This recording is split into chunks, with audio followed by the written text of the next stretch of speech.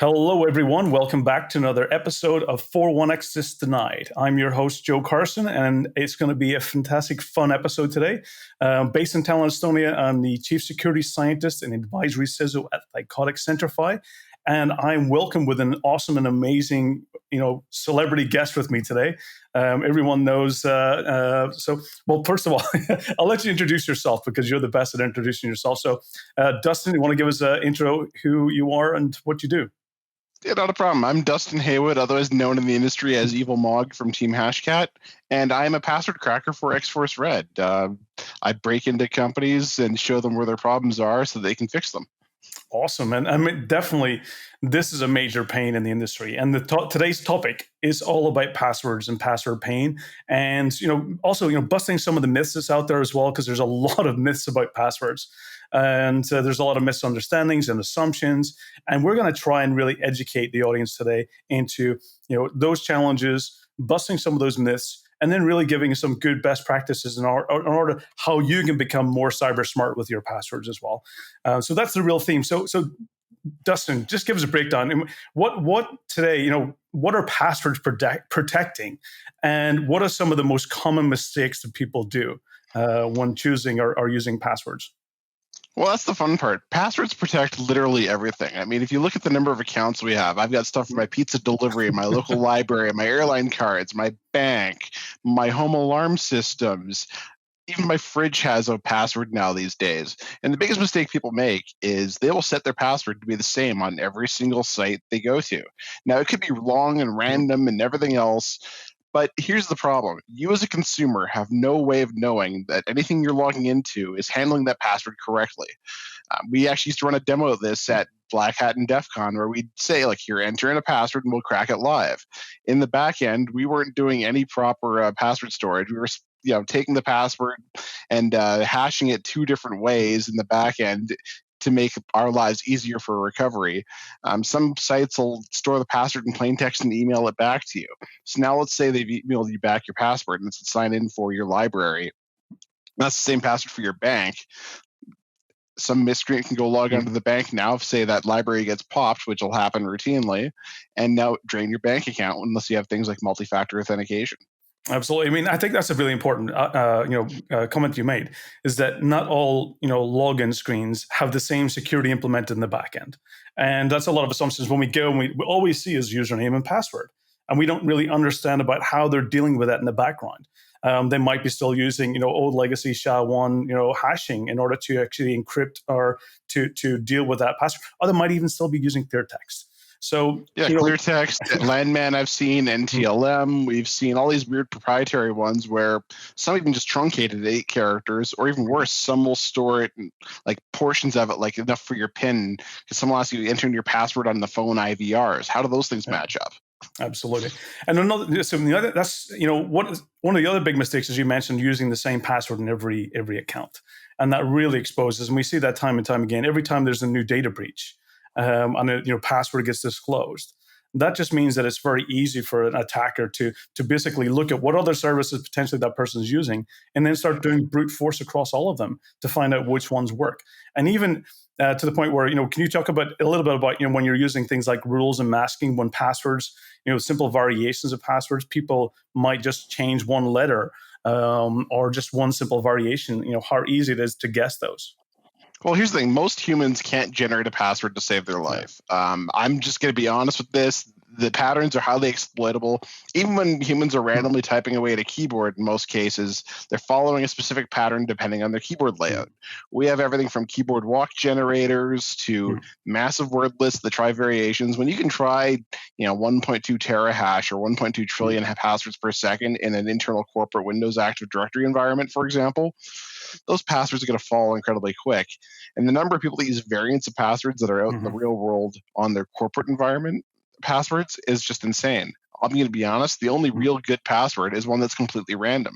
The problem is humans can't remember 400 different passwords. I can't, and I'm in the industry. I'm sorry, I can't.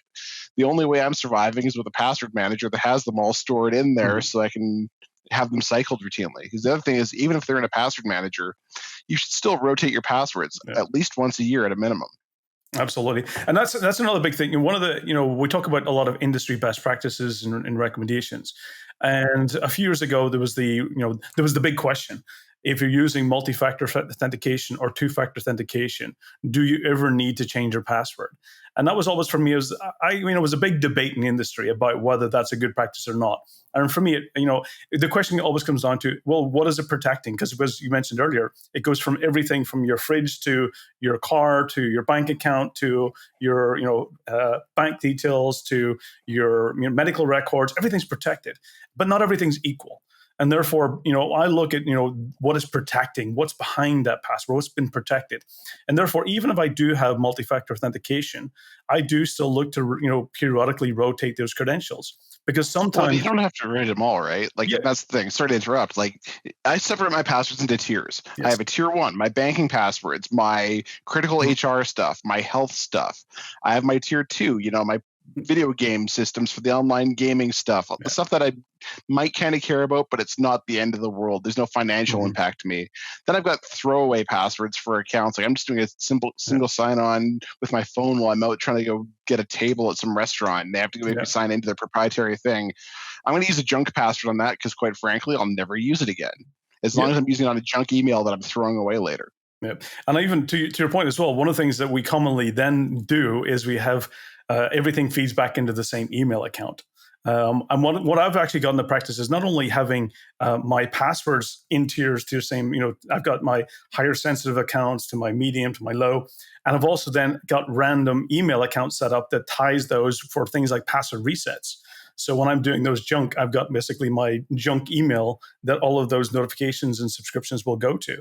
And then I've got my main communication and then reset. So I try to also get it into separate categorizations as well, just to make it a little bit more difficult for attackers to know which email account is associated to which credential. Yeah, the nice thing people don't realize, like, say, for example, a lot of popular email providers, I hate to name companies, but I'm going to say Google is an example on this Yeah. one. They allow you to do like plus at the end of your email, then type on miscellaneous additional data. So, Dustin Heywood or whatever I want to being this week could be plus junk company one, junk company two.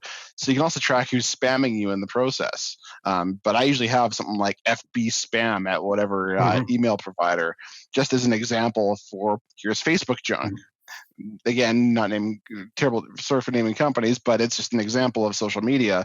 The thing is, people can track you with open source Yes. intelligence across these various social media platforms. So if you're if you've given them your email to sign up for a discount on your electrical or your power, for example, they might use that to stalk you in cyberspace. So I make sure those are separate. Yeah, absolutely. And so there's been big discussion. Can you also get into explain some of the differences? And for me, I look at everything as a secret, as a top kind of level. Mm-hmm. It's a secret, and that's what passwords should be. And everything rolls up into that secret, whether it being the PIN for your ATM card or your loyalty cards, whether it being a password. And there's been a lot of discussions into using passphrases, and then using combinations of random words. We see a lot of those used in multi-factor authentication, where you get these your random words coming back, and then you type it because it's easier to remember and type those words rather than lots of random characters. Can you explain a little bit about passphrases, and is it something that you would recommend people to use? As more of it, it's not for me. It's the same as a password. It's just a technique of creating a much easier but longer password. Yeah, so I mean, you're going to need some kind of passwords are just a shared secret, and you're going to need some kind of secret to get into your password manager. So making sure your password is actually a passphrase, reasonably long, something good to remember. The key thing is get a large amount of entropy into it, so that you can at least make sure that a person typing away random stuff on a machine can't crack the passwords when you're up against 1.2 trillion hashes. Now the thing is, with the password manager, most of these, especially the online ones, like the major ones out there, they're going to protect against real-time logons in most cases. So it's not like someone's trying that many passwords per second. But when it comes to like actual logging onto a site, again, it's just a shared secret. So the best ones are ones that were machine generated, random, long, massive amounts of entropy and massive amounts of length. And despite what everybody says, NIST especially, you still need to rotate your passwords at work. And the reason for that is in Windows, password hashes are password equivalent. So I can log on with the hash even if I don't have the password. which is why it doesn't matter if your password's 128 characters long. I can still log in if I've got the hash through some of the many ways of getting those out. Absolutely. And that's an important point is that, and that's very commonly technique used by attackers is that they're not looking for the password. They're just looking for residence of that hash. And if they get access to a machine in the environment that has local administrator rights, then basically they can find the hashes from anything that's logged into that device in the domain. And then if that password or system has never had that password rotated, they can reuse that to hash to move around laterally, and even up to the point where they can actually get into the domain controller. So absolutely, and I think a lot of organizations don't realize that, and sometimes even when they're creating things like service accounts, that they even leave them rather than not having them log on. They actually put them as log on, and therefore they can actually also use the pass the hash as well. And that also creates a major challenge because they're not configuring those correctly. What are other common mistakes? What about people that's simply using dictionary words? Is that something that should be especially in a passphrase? Using 4 or 5 words just to make a long password, but using dictionary words to do so. So it depends on where you're getting those 4 or 5 words from. If you're drawing them from the common, here's 4,000 word dictionary, like the what 5 words or whatever else, we have techniques to go do combinator attacks effectively and cycle those in. Because your word just in fact becomes a long token. It requires a bit more tooling, but eventually those can be cracked. They're a bit longer, and as long as the entropy is high, that's possible. But again, those things should only be used for protecting your password itself to your password manager. For a standard issue logon site, if you can remember your password, it's probably a bad password. Absolutely. I mean, for me, I have the practice. I use password managers and privilege access to manage all majority of my accounts. And I don't know the passwords. They're extremely, whatever the system will take is what I put in as the password. And I put in as much complication as possible, as much basically, special characters, the maximum length, and then determining, what the severity, what the risk, going back to earlier, you mentioned about having different risks based on what is protecting. Then I set basically the expiration or rotation timeframe. So therefore, making sure it's as difficult as possible and making sure that password doesn't become stale, or doesn't become that if it even is disclosed or part of a breach, that an attacker can't reuse it. Windows 128 characters where possible, whatever the UI, whatever it possibly can take. And sometimes I look at the lengths. There's no way I could remember the passwords in my head. But there is a curse to this, though. Yeah. If you have a really long password, now I'm not sure if you play video games like on consoles or have like one of those set-top boxes. Trying to enter in your streaming service password is such a metric pain. So I bought a new 5th gen or whatever the current generation is of all the unobtainium consoles. Finally got one in the other day, and the current console I got has this little QR code option now. And I go to sign into my streaming service. It just says, take your phone, scan this. You scan the QR code, pulls up the sign-on page, does a proper OAuth. Yeah, hit your password manager, hit sign on. Your TV just signs in for you. Now, this wasn't the case for all my services. I'm going to growl at a couple of them. I'm not going to name names on this call, but if you're listening from a major media company, please enable OAuth, QR code, 2FA sign-on for all your services, because it made my sign-up process for the accounts that supported it so much easier. Absolutely. Trying to enter an 128-character password into my console was hard.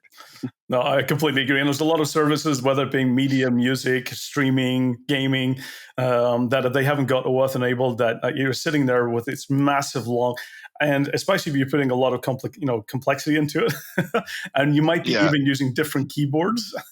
So for those, because you've got like an Estonia keyboard, or like you have possible different language keyboards, right? Exactly. Versus if you entered yours on an English one. Yeah, for those, I used to use an 8-character password, maybe 12 tops. It randomly generated 12-character passwords are actually fairly hard to crack if they've hashed them correctly in the background. So for like consoles, I will forgive reducing it down to 12 characters because I am human and I can't type that stuff in.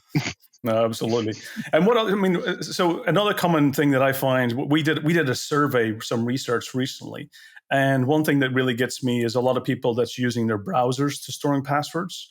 And sometimes, for me, it's not a password manager. it's basically a password. Basically, it's a bit better than having a text file, but not actually any better, especially because most browsers out there, they don't actually have additional security turned on by default. So basically, by putting your password in the browser, is basically just for me like storing it in clear text on your desktop. It is pretty bad. I mean, have you seen tools like SharpWeb that will extract out your Chrome, Firefox, IE, Edge, Brave, pick your browser? Like, it completely dumps everything out, puts them into clear text for us. Also, things like there's Invoke Session Gopher and other tools like that that'll go through and steal putty keys out of memory. And the stuff that's stored in memory, if you compromise a host and there's credentials on there, we will find it.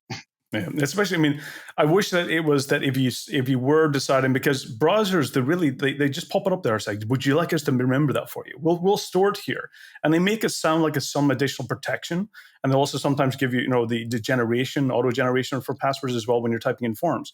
But when you simply look at it and you go and you just type in passwords in the field, or you just go to the settings, security is off by default.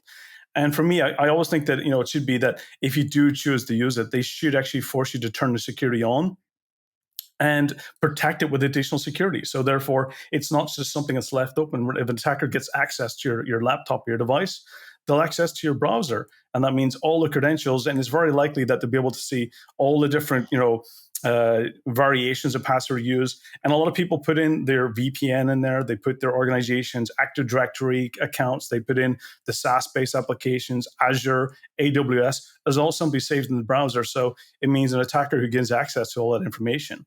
It's literally, it's an open door for them to gain access to everything in the organization.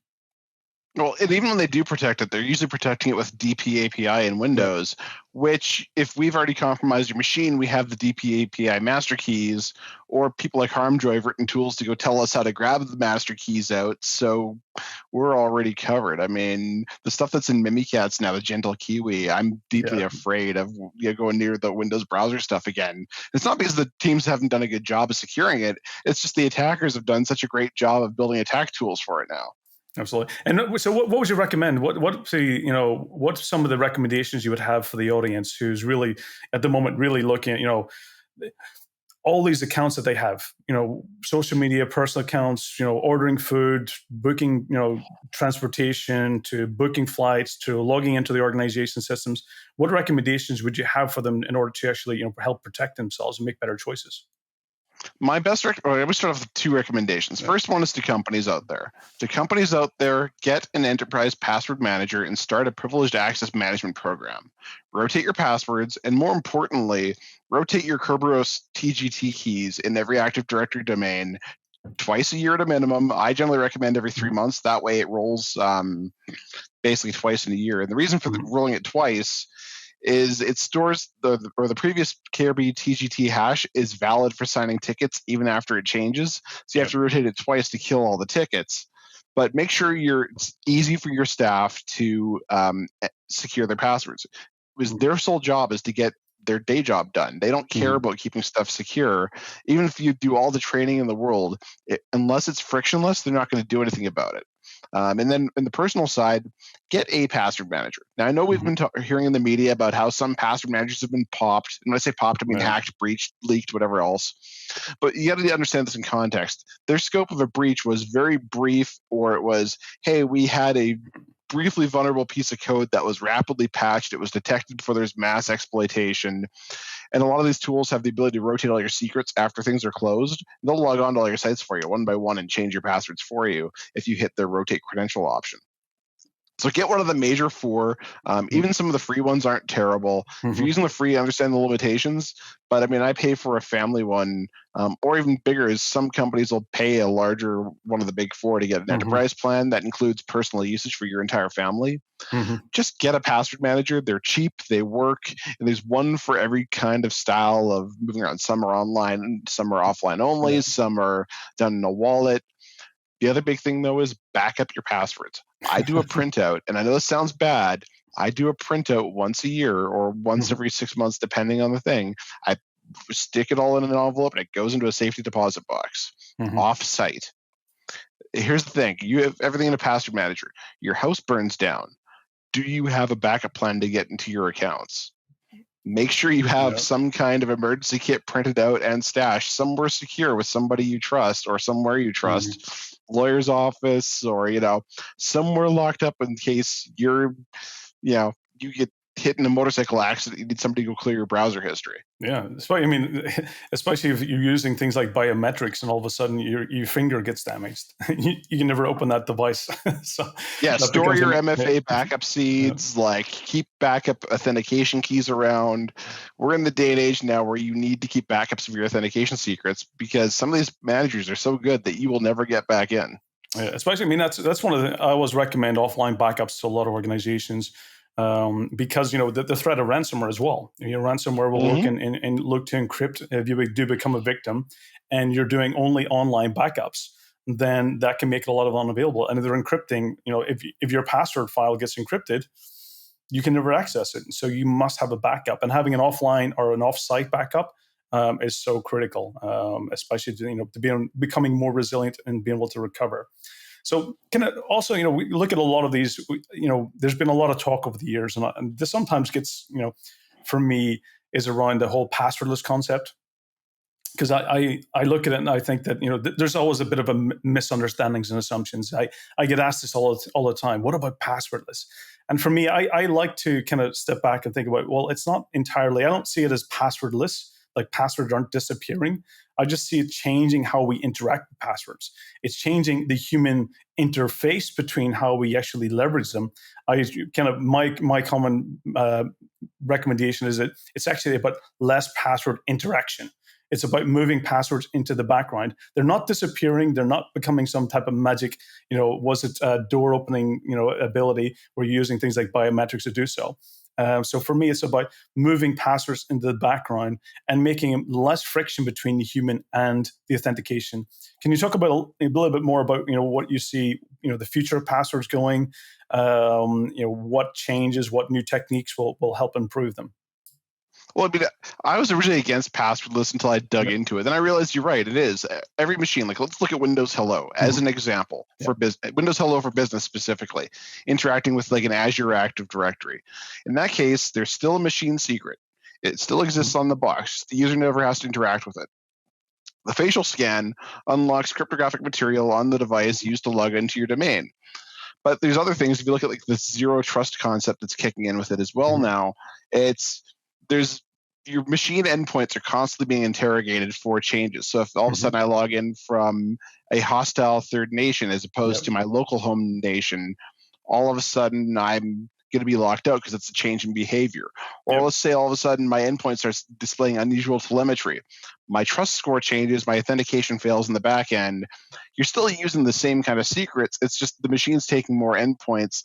So it becomes more of a Mhm. fancy multi-factor authentication as opposed to a password like type system. Like, let's look at me logging on to my PlayStation. Mhm. I still had to use passwords, but that was a passwordless style logon. I went in, I scanned the QR code, it did a back and forth in the back end, and now it signed in. I didn't enter a single password on the console. I entered it in on another device, and that greatly Mhm. reduced the friction because I sent copy and paste. Some of Yeah. the newer passwordless systems do the same thing, only without copy and paste. They just automatically send it. Yep. Things like logging on with hardware fobs with certificates tied to them. There's still a key on there.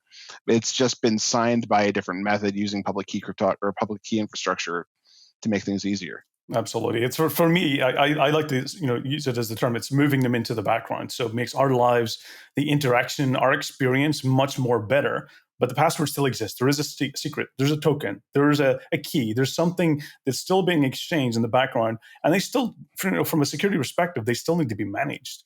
Somebody still needs to rotate them. You don't want all of a sudden to have a static application password becomes the same key that's been exchanged, that doesn't get changed. And we see that a lot with integrations, with a lot of applications type of integrations, where you say, I want to allow this application to access data here, and you create this static application password. We see that a lot with email clients is one of the most common places we see that. And they become stale, until you go actually and rotate it, or until the only time you ever get notified, maybe when you get a new device 2 or 3 years later, that you have to enroll that device. It might mean they have to create this new application password. Is there something you recommend along, how do you manage those, especially in getting visibility of them as well? Well, it depends on the technology too, right? Like, Mm, for example, JSON Web Tokens with static yeah. signing keys, commonly used in authentication components. Um, OpenID Connect keys. Mm, The problem is there's no one tool to go manage all of these authentication secrets. Like, there's some tools that manage your certificates for you, mhm, some that'll manage SSH keys, some will have tools for issuing JWTs, like, that are out there that are all written in Go that shall mhm, remain nameless on this call. There's other tools out there that are built as programmable PKIs. The trick is automation and finding the right orchestration for your platform. And mhm, again, because our industry is so wide and there's so many standards, and when someone writes a standard, they write a standard for making standards that gets ignored to make more standards. We have a highly fragmented ecosystem. You are never going to get 100% control of all your secrets. The trick mhm, is do an inventory of what you've got, identify how would happen if that secret doesn't get rotated, and just continually do an evaluation because the landscape mhm, changes all the time. If you stop learning for 2 months, all of a sudden someone comes out with some new technique and you're behind the eight ball again, mhm. and it's going to take you a while to catch up. Absolutely. I mean, we've seen a lot of those vulnerabilities popping up this year, especially with the likes of Print Nightmare. Being able to use your prints folder to create a new a local administrator account is pretty impressive. So organizations have many challenges to face around this area. Also, Well, I'm go glad ahead. you brought up Print Yeah. Nightmare, by the way, because Print Spooler has been the bane of our existence for at least 2 to 3 years. If you look at even before this latest RCE, there's an older technique to get a domain controller to authenticate to you with an NTLM version 1 of its machine hash, then use it a DC sync with a low level user priv. Everybody out there listening, turn off your Print Spoolers. Yeah. Definitely good recommendation. It's one of the first things I did when I heard about, about was actually going and starting disabling it, and patching systems as well, making sure you're running the patches for them. Another thing is quite common. We talked briefly a bit about it is around things like biometrics, and you talked about Windows Hello and Cortana. You get into also biometrics with phones and facial recognition. And one of the things I try to explain to people people think about them as they replace passwords, but actually, those for me are they're identifiers. They're not secrets. However, they have better security attributes. They come with much better security attributes, and it still means that the password for me is really starting to change. We talked about passwords moving in the background, and the human experience with things like biometrics are making that much more easier to use. But I see the password really becoming much more of a backup recovery key or a device enrollment key, rather than being something you use interactively on a frequent basis. It becomes something you use to either add a new device or to enroll a new account or to migrate when something happens, or if the security changes. Let's say the the risk score that you have changes. Talk a little bit about biometrics and where that fits in, and also where what is the password really evolving into in the future.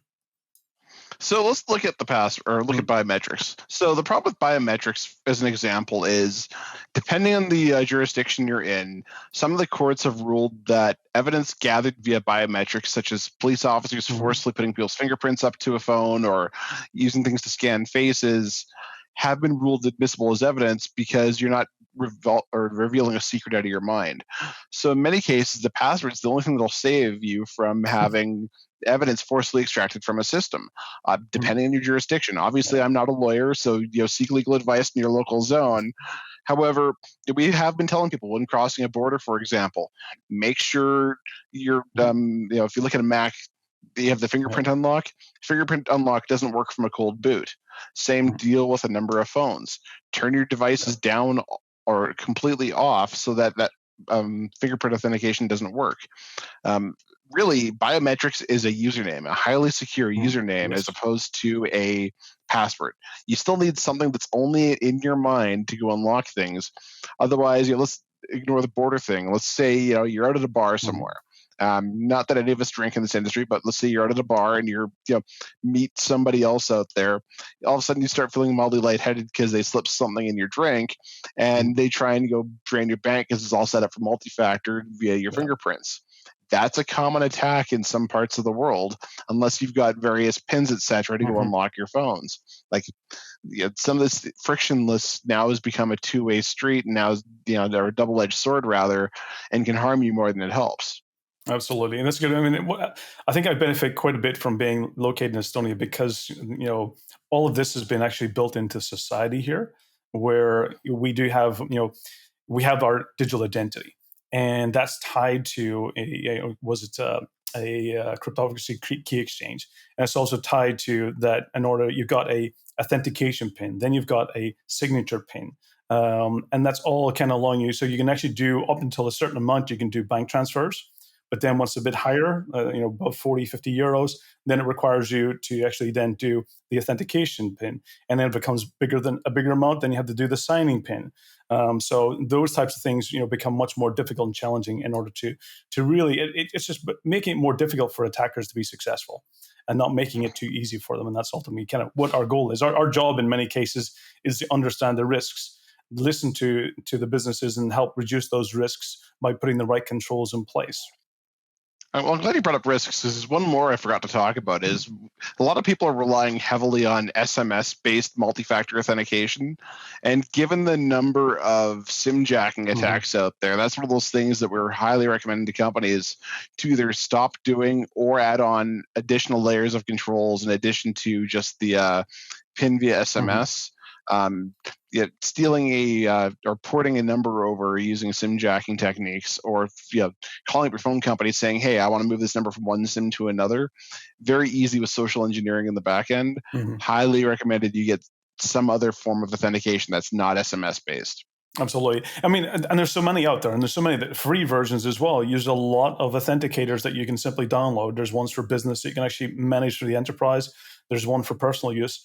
And I highly recommend get using a lot of a minimum two-factor, where possible multi-factor. And again, going back to your original point, it all comes down to the risk. And not all two-factor or two-step or SMS based is equal. They're not the same. So it's important to understand about what is the risks being introduced, and to make sure that you're whatever account it is you're protecting, whatever the risk is to that account, you want to apply the right security controls to make it more difficult and as also as secure as possible, depending on what that is. So other things that kind of around what about when we get into talking about reporting side of things and getting visibility, should we be looking periodically at activities? Should we be looking at how old passwords are? We mentioned a bit, about rotating them. Should you ever, what's the case for you not rotating a password? What would be the reasons for doing that? What about kind of getting in that visibility reporting side? Looking at, for example, even failed login attempts from accounts. That's the problem. There's no universal way of looking at your failed login accounts. Like, say I look at my library as an example, they're not going to expose that information to me in any way, shape, or form. You're really at the mercy of the provider you're logging in with. There are some cases, obviously, of not rotating credentials. Like, let's say, for example, you've got my furnace has something tied into my Wi-Fi for whatever reason, if I was crazy enough for that. And it took an outage, like I had to go shut down and turn off the pilot light to go change the secret. Obviously, I'm not changing that secret unless I absolutely have to, or unless I take something out of service. There are a number of valid reasons. A lot of them are life safety. A lot of them are, hey, if I reach this, there's a risk of bricking it. Oil and gas with SCADA systems, for example, some of those sensors are deployed in the field, and you're not getting to that without going through a substation and getting through armed guards with guns. So that stuff's never getting swapped. Systems at the bottom of the ocean where you can't send a human service tech to get out. That stuff's never getting swapped. It's just a matter of going through and doing inventory of all your systems and telling you, hey, if this gets popped, do a simple scoring of a scale of 1 to 10. How much will my life be altered if this gets hit? 1 being, I don't really care, I'll put the password in a billboard. 10 being, if this thing gets hit, I'm changing careers and quitting. No, I completely agree. It's actually going back to, it's all about risk. It's about understanding about what the impact, and if it is ever compromised, what is the results. One of the things I want you to talk about is that there was a big news earlier this year about this 14 whatever gigabytes of passwords, and when we really get into it, it wasn't actually passwords; it was a word list. Can you explain to the audience a bit about what's the difference between disclosed compromised passwords and that of a word list? Because sometimes I think in the industry there's a lot of confusion into what the difference is. There is. So, like, let's look at Rocky, for example. The standard word list, most of us use in Hashcat. That was a word list. What happened was somebody breached a site. They extracted out all of the credentials, but the word list we use doesn't have any of the usernames. Versus when we talk about leaked credential sets, we're really talking about something we call password stuffing, effectively, or credential stuffing. And what that is we've got a list of username password pairs, and we're trying them out on multiple other sites. So there's also variants in password cracking called shucking, where we'll do like getting things down to an intermediate level of the onion, and we'll use previously password or cracked pairs to try and get yourself down to, instead of trying a couple billion passwords on a bcrypt, for example, that's going to take forever. I'm going to try 100 variants on bcrypt with a highly targeted password attack. This is pioneered by Chicken Man, also someone who works with me over at XFR. So there's techniques like that, but really what we're talking about is people trade live credential pairs. So when there's a major breach, we're talking about here's all the stuff leaked on some foreign hacker site that has complete lists, and some of them have varying levels of quality. So that's at the top tier of the password world. Then there's what we call combination lists. A combination list, someone went out and grabbed a bunch of passwords from multiple other sets and combine them together into one set, and they'll leak that out. And those are generally junk, but they make great headlines. The collection number one was an example of that, where it's just here's a giant list of stuff. So credential pairs sets are the most dangerous, and those leak, but those typically get picked over really quickly by miscreants out there. They'll test them all out and they'll extract what they can, and then within a couple of months, they're basically useless. Versus a password set, it's just here's all the passwords we've tried over the world. Like it's, some of the various sites that are rather large publish them. Hashes.org publishes them as well. Those are handy. If you got a word list, I'm going to use a known word list against passwords, because that's just passwords people have tried in the field. The problem is people like me pollute those lists, so there's less usefulness in them. There's other folks that'll sit there and they'll take here's a junk list, or they'll make up junk lists to get leaked onto the scene. So they'll take existing passwords, combine them with bad usernames, attach in randomly generated passwords, and they say, here's my new magic list, just so they can get some scene credit. So the stuff that's out there, sometimes you take it with a grain of salt. There's also a lot of encoding errors in the data. Trying to get into collecting and analyzing what's out there is difficult, because no one has a primary or a completed list of everything, because no one trusts each other.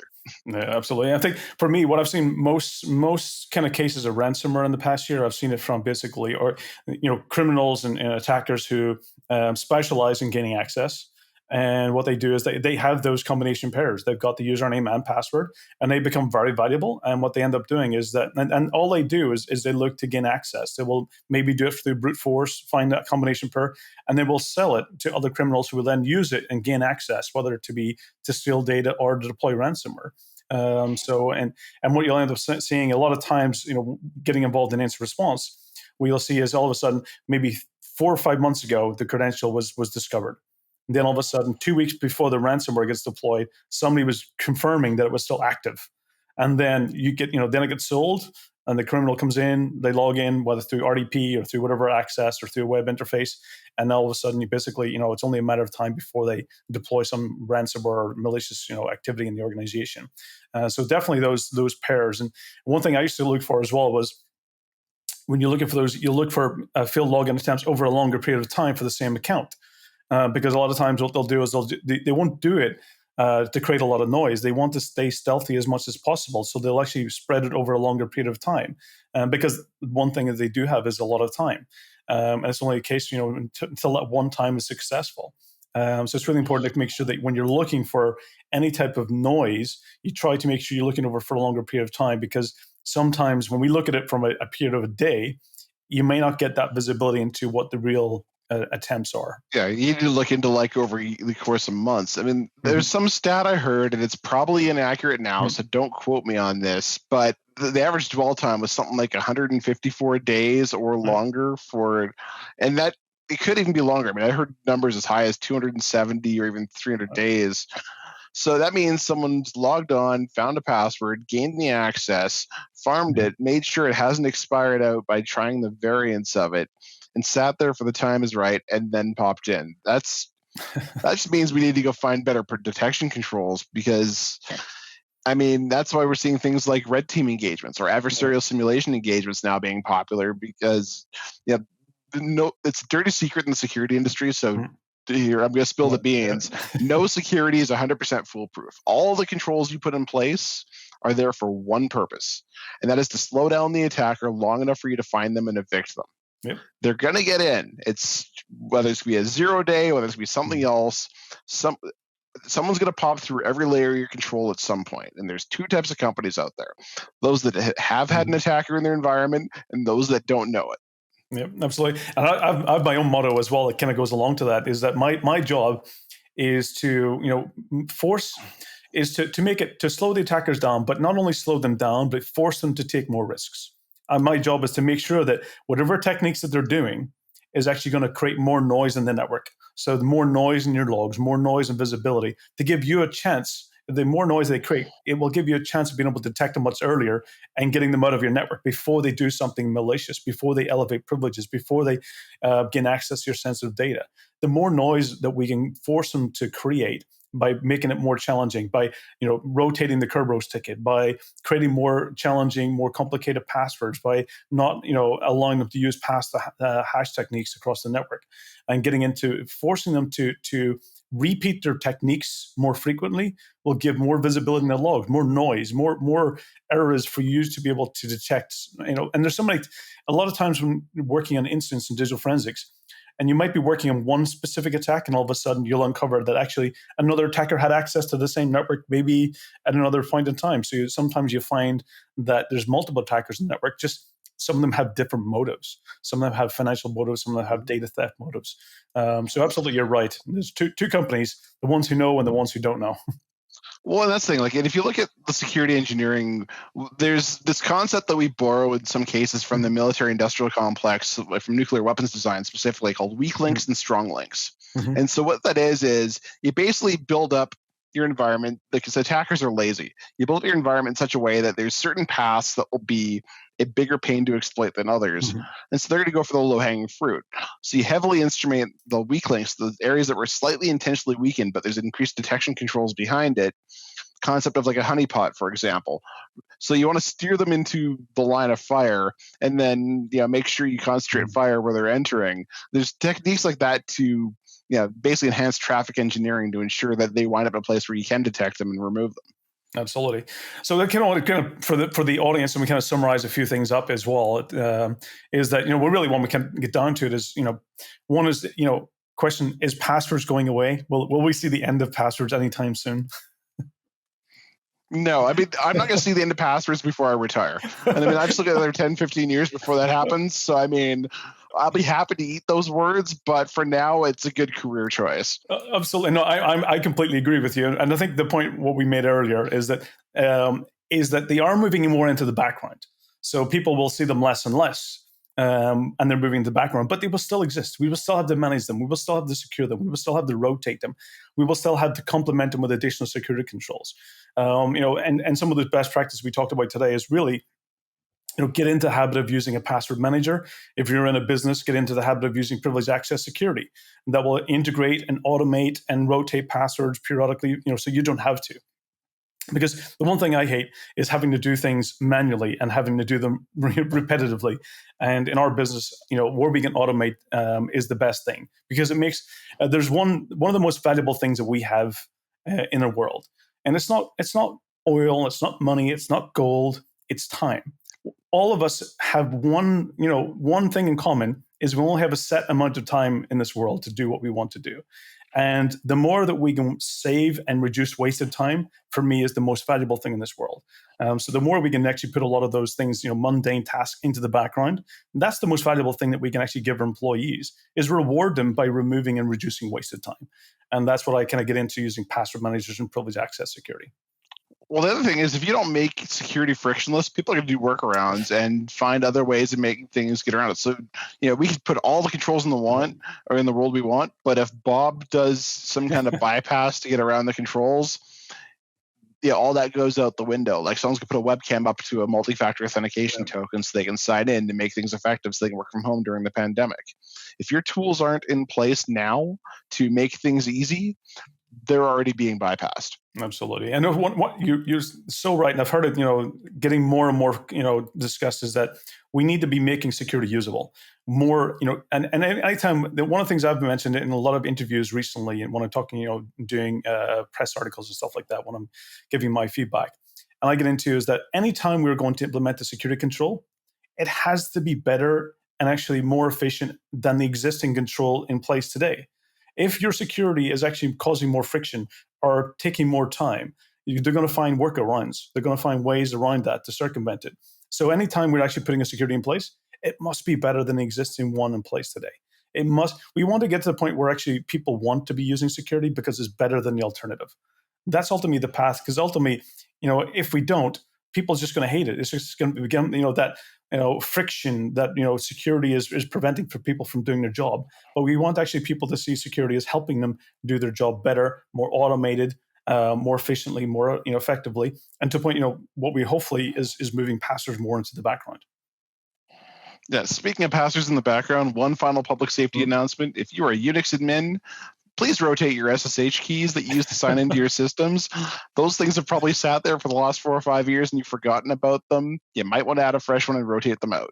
Absolutely. And another thing for me is that I got my top on today. So yep.